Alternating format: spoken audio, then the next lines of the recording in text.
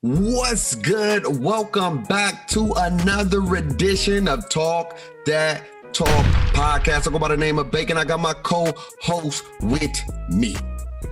Man, what's up, man? It's your boy, Mr. Too Many Reasons Himself, a.k.a. Coach DJ, man. My varsity girls, man. First game tonight. Looking forward to this, man. Got a good email that's saying as long as we finish 500, we can go to the playoffs. So we can playoff high school basketball back, and I'm looking forward to that. That's nice. That's good, man. Congrats out there to Edison. That's what's up. So how many games y'all get? Like 10 games or something like that? No, we don't. We would have had 10, but a couple of teams, we decided not to play a couple of teams just because of our numbers and how things was looking at first. Mom said that the appointment is at 2:15. Okay. All right. Yeah. So we down to 8 games, I believe, 8 or 9, give or take. Okay. That's not bad. Just one left. Yeah. So just trying to get it in, man. I'm excited about what we got going on. And I'm hoping that things can just work in our favor. I feel that. But you know what's not working in the Lakers' favor is LeBron James is out again. He's going to be sitting out another 2 games. He came back, and you could just tell he was not LeBron James. And I don't know what LeBron James that was out there. That was just like, hey, I'm just going to try to get out there and try to help my team the best way possible. But he is out again. Are you worried if you're a Laker fan? I need to get some stuff off my chest. So as a resident Laker, longtime Laker fan, okay, there comes expectations with being a Laker, right? There comes with expectations, and LeBron has fulfilled all expectations that have been a Laker. Mm-hmm. I will give that man his flowers. He's come in, he's changed the culture, he's brought a championship to the Lakers. Now, the only reserve I have about LeBron is the history of calculated excuses. Calculated. So it's not like it's an excuse, but he gonna manipulate it to where his excuse to where it's just like, well, yeah. For example, the whole hand injury in the finals. The man played the whole series, and all of a sudden at the end, he wanted to put his hand in a cast. Come on, LeBron. Be better. The cramps in the finals the other years. The man playing, all of a sudden, San Antonio putting a whooping on that tail. Now he got major cramps. Come on, bro. The whole ankle thing right now. Now, again, I'm not saying the man not hurt, because I believe the man is hurt. But as a Laker fan, we don't believe in superstars complaining. We don't. Because our guy, rest in peace his soul, he didn't care. And I'm going to give you a quote that I know he will be saying right now. He's probably saying it. When you're hurt, you got to find other ways to affect the game. When you're hurt, because you're not yourself. So you got to find within yourself other ways to affect the game. LeBron James came out and said, it doesn't matter if we're the 6th seed, 5th seed, 7th seed. It's all about whether I'm 100% or not. Then he also throws out there, he don't think he'll never be 100% again. You can't say that to a team when you're the leader. Because when they look at you, they looking at you like, Bron, we need you to be in 0 dark 30 mode. Bron, we need you to uplift us. That's what we need from you because you're our leader. When we looking at you and you like, man, I don't really know. That's not sending a good message to the rest of the squad. You feel me? And I don't like that. I don't like when he gets into these built-in excuse type things. It's like, if you on the court, you playing, bro. If you hurt, sit your ass down. What are you doing? So that's fine. Sit out, get healthy. But don't be coming back with all these complaints and all this and all that, because that's whack. Even to the fact that he complained about the play-in tournament. The play-in tournament happened last year. Did you have anything to say then? The play-in tournament has been alive and well all season. Have you said anything then? Now that the Lakers have got their damn selves in the play-in tournament mix, all of a sudden the person who came up with it should be fired. Come on, LeBron, you acting like the old man with the get off my yard type stuff. I don't want to hear that. You are the face of the league, and if there was a problem, you should have said something then. I don't want to hear all that. So, am I worried? A little bit. Only because I feel like as long as we can get into that 5th seed and avoid the play-in, we ain't got to play the extra games, and we can get the extra week off, that would be very beneficial for the Lakers heading in. Okay. I can't argue you had some legitimacy to the points. Remember, I gave the man his flowers. I'm not saying you didn't. I'm not saying how you like to try to spin it on your boy. I'm not spinning nothing. I'm just calling a spade a spade. It's ironic to me when we call these things calculated excuses, but they're real issues that happen. And again, I think what LeBron's talking about, it's bigger than just basketball for him. It's never just about basketball. See, one thing about the Kobes and the Michaels, they stayed away from the media outlet. They wasn't really into that social media stuff. They rarely gave you sound bites in that nature. They just was out there hooping, playing the game. Hey, I'm just going to play basketball. I think right now, with everything with LeBron, and I'm not making no excuse for him, I think he is 100% right when he says he's not going to ever be 100%. When you fracture a bone, because that's what happened, he fractured a bone, and the older you get, it's going to be hard as hell to get back to that 100%. That's just what it is, because you're older, the body don't heal like that, like it used to, and you're going to be wearing and tearing, so it probably won't ever get 100%. My dad is 50-something years old, and his ankle is still hurting from when he hurt it at 30, and he still talk about it. So I'm not going to say he's lying about that, and he's making an excuse. What I think what it was it was a frustration of him not being able to play the style of basketball he want to play to help his team win. His team not playing a style of basketball when he's not on the floor and they're in this situation where they could be playing.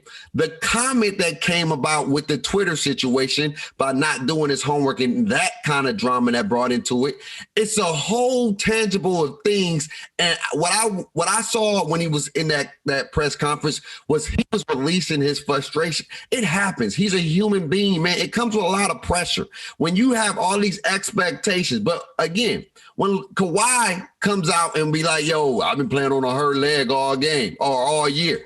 That's the same thing LeBron talking about with his ankle. Kawhi making note, well, hey, I just want y'all to know my foot been hurt all year. So, hey, don't be coming at me crazy. You know what I'm saying? See, but the thing is that is Kawhi. LeBron is our resident Iron Man. No, I understand that. I understand that, but that's what I'm saying. He doesn't hold him to a standard. That's all. He just has a different standard. That's okay when you hold that man to the standard. The dude plays every game. He don't believe in sitting out. The only way you're going to sit that man out is if it's physically you have to sit him out because of health. So if you know this man is sitting out for real, he plays 82 games every single year. He has the most games out of everybody who's played in the NBA. So you know he's not making no excuse. If he can't play, he can't play. That's just what it is. I'm not the one that be like, yo, oh, come on now. Don't be coming up with this stuff. Now, obviously, if he broke his hand and he played through the whole damn series, he still played. Regardless if it's excuse or not, he still played. It's one thing if you don't play. He played. He didn't sit out. He didn't say, oh, my hand broke. I got to sit out these 5 games or whatever. I'm not going to play. No, he played. He still put up numbers. But after the season, he had to put a cast on. He had to heal from that. That's just what it is. We like to, again, we act like this man is not a human being. We put him in this supernatural. If LeBron sits out, oh, here we go. LeBron coming up with a reason not to play. Come on, dog. Like, let's be 100, bro. This man is shown year and year and year. He don't sit out games. He plays every single game. So if he's literally sitting out, it's because he's literally sitting out. He cannot play. He's not 100%, and it's not going to help his team. And I am worried if I'm a Laker fan because I would have thought with AD 100% and Drummond, they can play better. They are still struggling. They are still struggling. And that's the part that I'm afraid of. And I'm going to tell you right now, they do not want to play the Los Angeles Clippers first round. I'm telling you right now, not this Lakers. I'm not even capping. Not this Laker team. This Laker team, they may want to play Denver because they got Denver's number. But they playing the Clippers first round is not going to be a good look for them just because they're not 100% and they're not playing Laker basketball. That's what I am. So I'm worried because LeBron's not healthy. I don't know what LeBron you're going to get. And I just feel like LeBron is frustrated. Again, it's a lot on his plate. But I'm not making no excuses. Of course, he didn't have to choose those words. Some of that stuff is on him. But sometimes you make those mistakes when you're in the heat of the moment. He probably wouldn't have came back earlier if his team would have been winning games. Come on. It is hard to win games when you are missing two of your best players. But you have one and you have a one, like a 2B or 2A. AD, you got to think about it. AD first two games was basically like practice to him because he ain't played. He played 15 minutes in the first game and like 24 in the second game. You feel me? He's starting to ramp up his minutes now. It's going to take some time to figure it back out because when AD had last played, we had a Mark Gasol who spaces the floor. So the offense coming in was more about Mark being more of a spacer and not being a big body. Now, with Drummond there, the offense has to go back to kind of looking like last year's offense with JaVale and Dwight in. AD played well with them. The Lakers weren't complaining then. Drummond ain't no different than JaVale McGee and Dwight Howard. No different. And we won a championship with that. Now we just have a backup center who can space the floor when it comes down to that. So it's just more or less trying to figure out and gel and put it together. But it's also hard to gel when you missing the guy who also draws attention. Anthony Davis is not a true alpha male. We have to get this out of our head as a basketball fan. Anthony Davis is not a true alpha male. He's a great addition, but he's not a true alpha male. You feel me? He's not. If we was to do an Avenger movie, he wouldn't get his own movie. I think he would get his own movie. He can't get his own movie. He's not a lead. He's a hell of a co-star. But he's not a lead. He's a hell of a co-star. He can't. He's not. That's not him. Isn't it? When I watch AD, I'd be like, all right, thank you, because he's feeding off of what LeBron has done. They mesh well together because you got the alpha male, and then you got more of the omega, alpha and the omega. But it's more or less the alpha guy in this situation. And AD, he finally. I think he realized in the Denver thing that he has to take his game up a level with LeBron not being there and also Schroeder not even being there. Because you got to remember, Lakers just played another game without Schroeder and LeBron. And they got 2 games without Schroeder and LeBron. When's the last time you seen a whole Laker 5 healthy? It ain't been since the first 3 or 4 games of the season? It's been a long time. You feel me? Other teams have had injuries, but the injuries ain't really affected them that much because when the Nets got hurt, they got James Harden. So it was like we lose KD, but we get JH. Oh, that's a perfect supplement for that. You feel me? And Kyrie was on sabbaticals. He wasn't never really hurt. He was just doing his thing. And so like the Sixers, when Embiid got hurt, Simmons was healthy. When Simmons got hurt, Embiid was healthy. Giannis was hurt, Drew Holiday was healthy. When Drew Holiday was hurt, Giannis was healthy. Nobody lost 2 stars. I hear you. You got legitimacy, but I'm saying it's time to worry if you're a Laker fan because y'all not healthy. Y'all don't have team camaraderie or team chemistry. But let's move on to the East because the East got a 3rd player in town, and they are the Milwaukee Bucks. They have beaten the Brooklyn Nets back to back. Now, that's something to worry about if I'm a Brooklyn fan because we don't know the extent of James Harden's hamstring. And if James Harden even comes back, we don't know how healthy James Harden's going to be because a hamstring is one of those things you can tweak it so easily. We've seen Chris Paul happen to Chris Paul when he got a little injury, took a little break, came back and boom, playing some great basketball. And then game 6, he tweaks his hamstring. And then game 7, he's out. So we don't know. I don't wish no injury on no man, but I'm just going to be honest. The hamstring is nothing to play with. And Milwaukee is playing some great basketball, and it's looking it's looking like if 2 and 3 match up, it ain't going to be smooth sailing for Brooklyn like everybody thought it was going to be. I'm just going to call it spade a spade. How do you feel about Milwaukee, man? Milwaukee, Drew Holiday is the key because he provides something that Giannis never had, just somebody that's reliable. And then you can look at him how he plays defense on Kyrie. He ain't afraid of that matchup. He want that smoke. And I like it. I like it when somebody really wants to smoke. And Brooklyn has no answer for Giannis. No. And if you ain't got no answer for Giannis, how the hell you going to find an answer for Embiid? Yeah. It only gets worse. It ain't like it's going to get easier. You feel me? Because right now, you got to think about it. They may start off playing Bam. That's not a good start. You go from Bam to Giannis and possibly Embiid, then you may get a break if the Lakers don't get their act together to where you don't have to worry about an AD independent. You feel me? So Brooklyn's role is very difficult because they don't have no real inside guy to really man dudes who really want to be in the inside. Yeah. They're not the horrible defensive team as they started off. They're a more middle of the road, solid defensive team. Right. But a Giannis, an Embiid, a Bam, an AD, guys who really can live in the paint, they really don't have an answer for.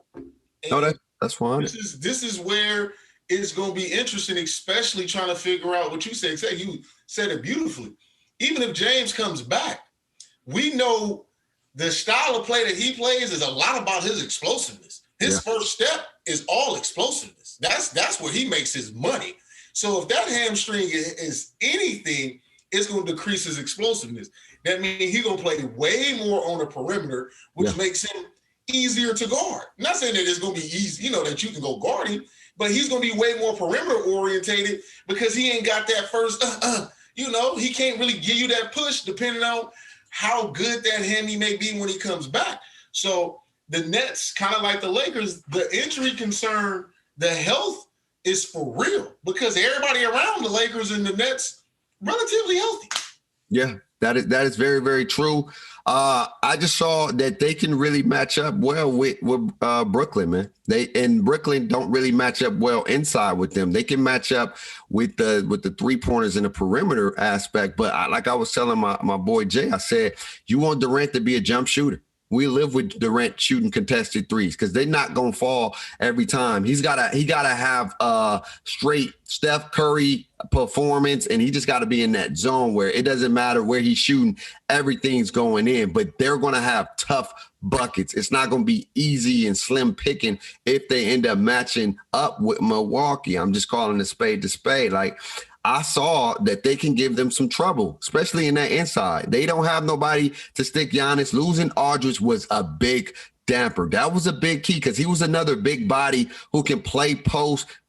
Look, Blake Griffin can do the best he can, but he ain't 7 foot. I'm just going to call a spade a spade. He ain't 7 foot. He ain't sticking no Embiid. He ain't sticking no Giannis. He's going to do everything he can to try to make him a jump shooter. But once they get that man in that post, quote to Shaq, barbecue chicken alert. That's all you're going to see, barbecue chicken alert. And I really don't think Brooklyn want to see Milwaukee right now because I think Drew Holiday makes a great piece for them to play defense. And PJ Tucker is another defender who's going to go out there. You're not going to stop these scores. No. All you want to do is make it tough for him. That's what a great defender do. Make it tough for them to get their buckets. Make it tough for them to get to their spots. Don't let them get to their spots easy, man. But we're going to see what's going to happen in the East. Be on alert. Milwaukee, Brooklyn, Philly. It's wide open for all three. And don't be slipping about Miami and the Celtics. Anything is possible when it comes to the playoffs. But before we get up out of here, man. And real quick, Milwaukee can sneak into the first seed to where, they could become number one. And Brooklyn got to see Philly in a 2-3 matchup in the second round. Because Milwaukee's not too far. I'm just saying they're not too far off. That'll be tough. Brooklyn's been playing. Philly's been playing pretty good. Yeah, they have. I'm just saying, like a slip here and there. Yeah, that's enough games to where they can possibly still creep up there. So I don't think Brooklyn want to see none of them. I don't. I don't Right think now, no. not right now. No, I don't. I think they want to play against easier. They don't want to see. I don't think they want to see Miami or the Celtics. I'm gonna be 100 because Celtics are a sleeper. They are a sleeper. Don't get caught up in the seedings, okay? Don't get caught up in the seedings. Seedings are just numbers at the end of the day. All right. You still don't got fans like that. So home court ain't really home court. It's just traveling to another location. You ain't got fans where it's thousands and thousands and you really got home court advantage. But anyway, before we wrap up, man, we got to get this man his flowers, man. This dude, and nobody give him the respect. They never respect what he does. They always criticize how he plays. They always say he's not a winner. They always say that his stats are like useless stats. They're not incremental to winning games. But this man has helped put this team in a playoff contention and possibly can reach the playoff. Russell Westbrook needs his flowers. This is the only man in history of the game. What did you say? Hold up. What's the word you just used? The only man in history. And the NBA has been around for a long time. Long time. Okay. You said history, right? History to average a triple-double. What? Again. Like one time I get it. 2 times, but a third time. This is third time. This is 4. 4 times. I'm tripping. 4. This is like a grand slam. He got a grand slam, and they keep disrespecting them. They keep saying these are useless numbers. These don't look, man. This is what I can't stand about our youth and our generation. We never respect people that go out there and play 1,000% every single night. And he's one of those players, man. I get it. Oscar Robertson played in an era where, come on, man, there wasn't this athleticism like this in this era. Oscar Robertson wasn't in this era where there's a lot of athleticism where people is out there doing their thing like that. It like timing is key, and to do it 4 times, get that man his flowers. 21, 10, and 10. He's averaging 21, 10, and 10. And his team is in contention in the playoffs, man. Listen, the man can not score for the rest of the season. He can not score, not have a rebound, and not have an assist for the rest of the season, still average a triple-double. He's leading the league in assists per game right now. The man just had a game where he scored 14 points, had 24 rebounds, and 21 assists. That is unheard of. And this is playing against the best people in the world, because that's what the NBA is, right? They're supposed to be the greatest players in the world. Yeah. He's not doing this at the G League. He's not doing this at the summer rec camp, at a pro-am event. This man is doing this in the NBA. It's just ridiculous how he just gets disrespected because of winning. You feel me? I know winning is everything and having a ring is up. But when you are making historical feats, that stuff needs to be recognized. We talk about Wilt Chamberlain feats and all his historian feats, and that man only won 1 championship. Yeah. He only won 1, and he lost a bunch of them. So don't think that he didn't make it. He just kept losing. You feel me? You got to be able to get this man. So I had to go revisit my life. And currently right now, Russell Westbrook is a top 5 all-time point guard. And I have Russell Westbrook currently at number 4 behind Magic, Steph, and Isaiah Thomas. And the only reason why I got those dudes, really Isaiah Thomas ahead of him, is because Isaiah Thomas got the rings, and you got to respect winning a championship. But he's definitely ahead of Peyton. He's definitely ahead of Stockton. He's definitely ahead of any other point guard. He's currently ahead of Chris Paul, just currently, because right now I need Chris Paul to get to a finals. He ain't got to win it. I just need my man Chris Paul to get to a finals, and I'll move Chris Paul into my top 5 and move John Stockton out of my top 5. So that's why I got my guy Russ. He's a SoCal native, so it's very important for that. You feel me? For me to show the love to that. And yeah, that's just basically how I got it. No, I feel it, man. That top 5 is up there. I know he's definitely in the top 10. But I'm telling you what he does. He's a dog.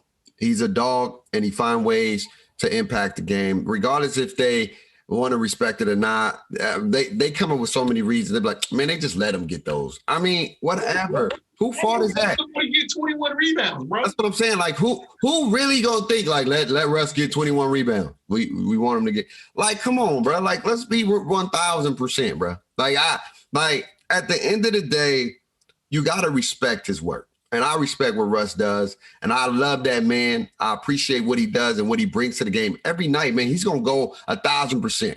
He may not always make the right play, but that's somebody I would love to have on my team because I know he's going to give me everything he got every single night. And that's the part that people always overlook. They only think that he's patent stats. Yeah, whatever. Y'all can say whatever you want. Russ is a top PG in this game. And he does this on time and time again. He does this on teams where there's great players, and he does this on teams where there's not the best player. He's done it on all. It just didn't work out with other players. If Russ would have won a couple of championships, we wouldn't be having this conversation.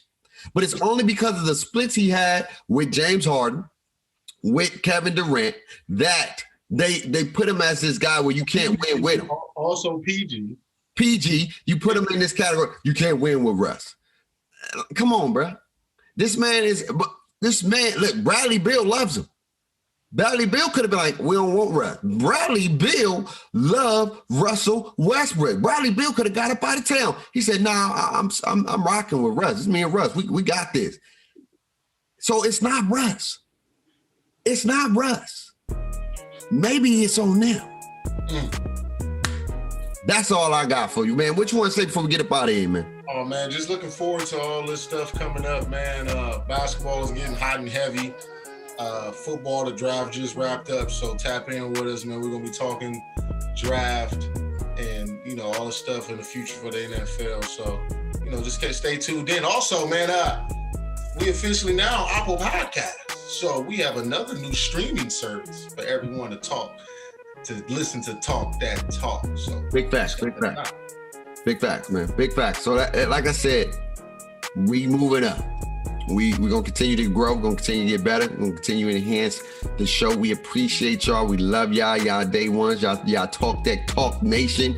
Let us know how y'all feel in the comments below about Russ, man. Is Russ a top 5 point guard? Are you worried if you're a Laker fan? And is Milwaukee a big threat to the Eastern Conference? And maybe even could this be the year they get to the final? Let us know in the comments below. We love y'all. We appreciate y'all. Stay blessed. Take care of yourself. And always remember to talk that talk. We see y'all soon. Peace.